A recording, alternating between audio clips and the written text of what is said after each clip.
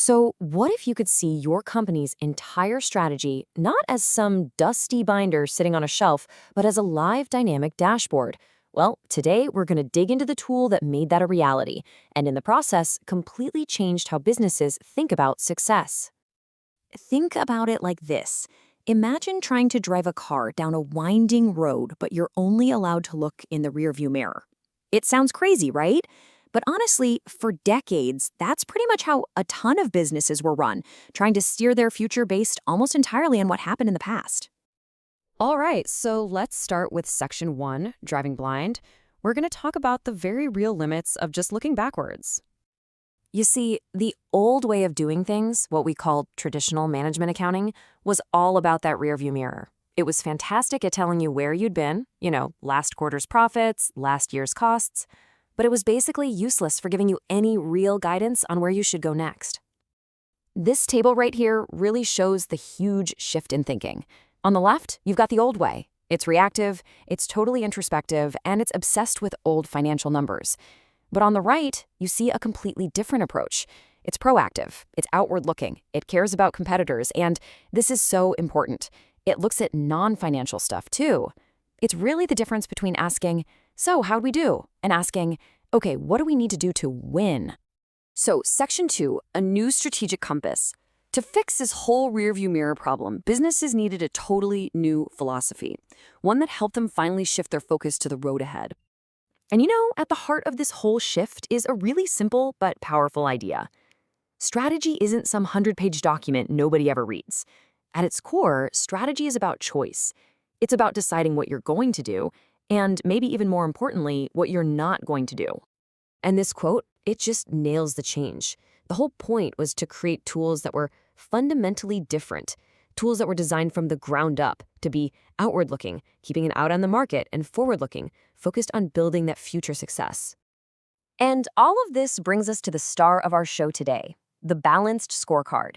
This is the actual practical tool that finally let companies turn all that big picture strategic thinking into real concrete action. So let's rewind a bit. Back in 1992, these two thinkers, Robert Kaplan and David Norton, they came out with this, and it was absolutely groundbreaking stuff. They introduced a framework that wasn't just about measuring things. It was about making strategies something that everyone, at every level of an organization, could actually understand and do something about. And this is it. This is the dashboard we've been building towards. So instead of having just one gauge for financial performance, the Balanced Scorecard gives you a whole instrument panel. It gives you a complete view of the business from four totally distinct but deeply connected perspectives. Let's break them down real quick. First up, you've got the financial perspective. That answers the question, how do we look to our shareholders? Then you have the customer view. How do our customers see us? Third is internal processes. What do we absolutely have to be great at to win? And finally, learning and growth. How do we keep getting better and improving? When you put them all together, you get this truly holistic view of your company's health. Okay, but here's where it gets really cool. The magic here isn't just about having four boxes on a page. It's in what the creators called the secret sauce, the logic of cause and effect. See, the scorecard is so much more than just a random collection of metrics. It's designed to tell a story.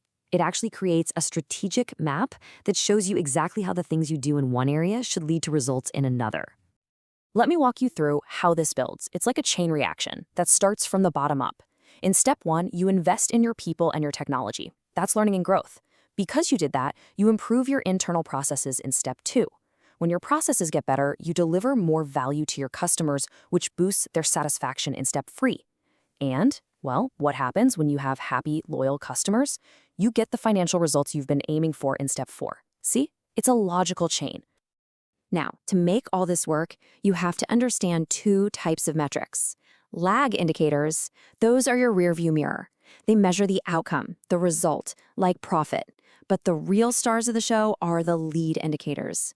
These are your performance drivers, the things you measure today that will actually predict your success tomorrow. This example from Metrobank makes it super clear. Just look at the customer perspective. The result they want, the outcome, is customer retention. That's a lag indicator. But what drives it? Well, their lead indicator is their satisfaction survey score. So by focusing on improving that survey score today, they can be pretty confident they'll see better retention tomorrow. It creates this direct line between an action and the outcome.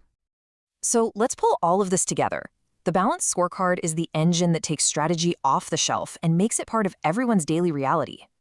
I mean, the creators themselves lead out the golden rule here.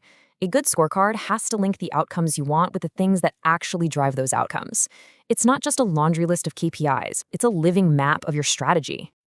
So, at the end of the day, why does this matter so much? Well, because it makes the strategy clear for everybody. It aligns what every single department and every person is working on. It connects those big, fuzzy, long-term goals to the actual work people are doing today. And maybe most importantly, it creates a feedback loop. So you're not just executing your strategy, you're constantly learning from it and making it better. Which kind of leaves us with one last thought to chew on. We live in an age where we can measure pretty much anything and everything. But maybe, just maybe, the real challenge isn't about collecting more data. Maybe it's about having the clarity to choose the handful of measures that tell the right story and actually drive your business forward.